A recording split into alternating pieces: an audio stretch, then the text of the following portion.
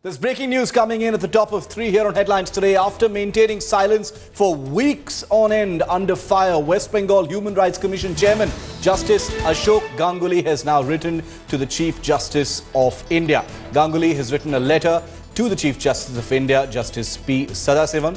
In the letter, he has alleged that there was a denial of justice, that his side was not being heard properly. He further has said, and I quote, "Your Lordship did not address me correctly. I am constrained to break my silence. I never harassed nor did I make any unwelcome advances to any female intern," is what Justice Ganguly has said in his letter to the Chief Justice of India.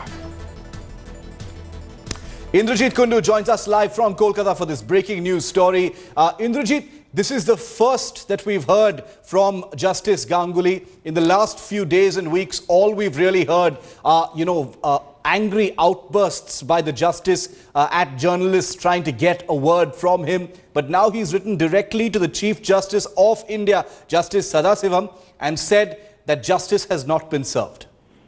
Well, that's right, Shiv. This is, for the first time that we are hearing from Justice Ashok Kumar Ganguly, completely beleaguered, his back against the wall, and he now decides to hit back in this entire case.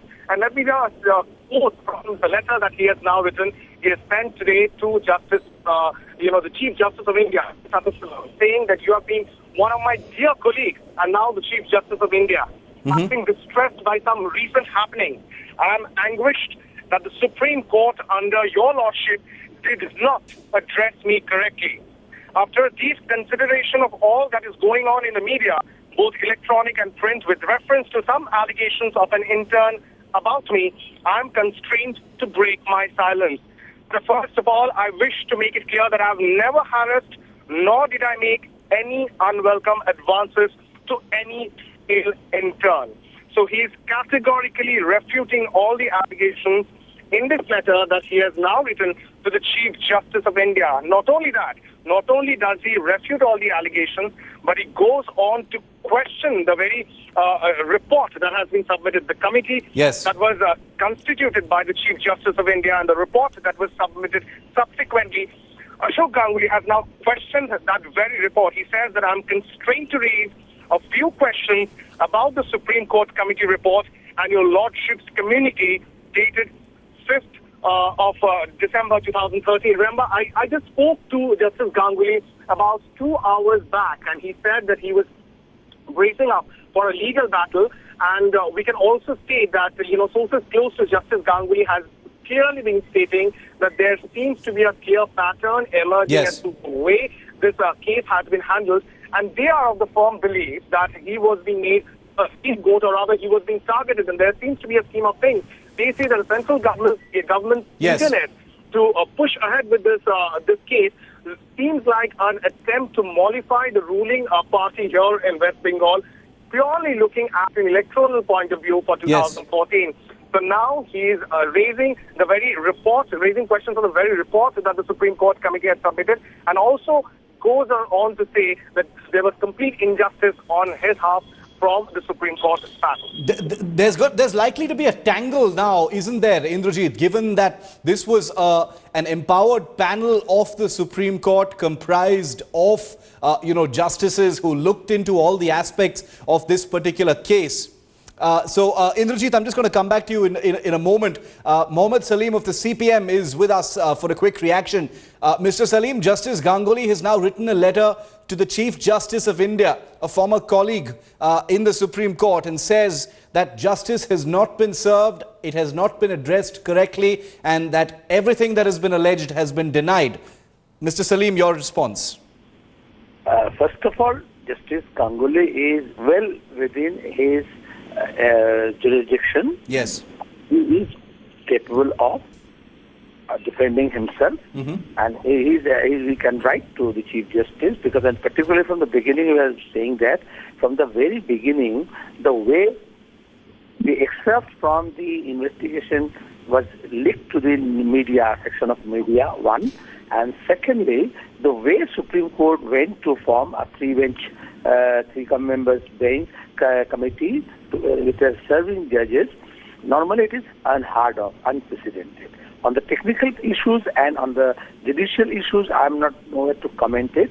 But from the very beginning, I said the entire affair of this episode, we've told that it is more than the two eyes meet. And now when the Supreme Court is saying this once for all, we have done this and no further. So, but already the clamoring of resignation for resignation for Justice Ganguly is there, and the BJP and the Trinamool Congress is up with the ante. Yes. As far as the complaint of the girl is concerned, and as far as doing justice to her complaint and entertaining Right. this, we have no question. This is always to be done. And so this kind of complaint has to be looked into seriously.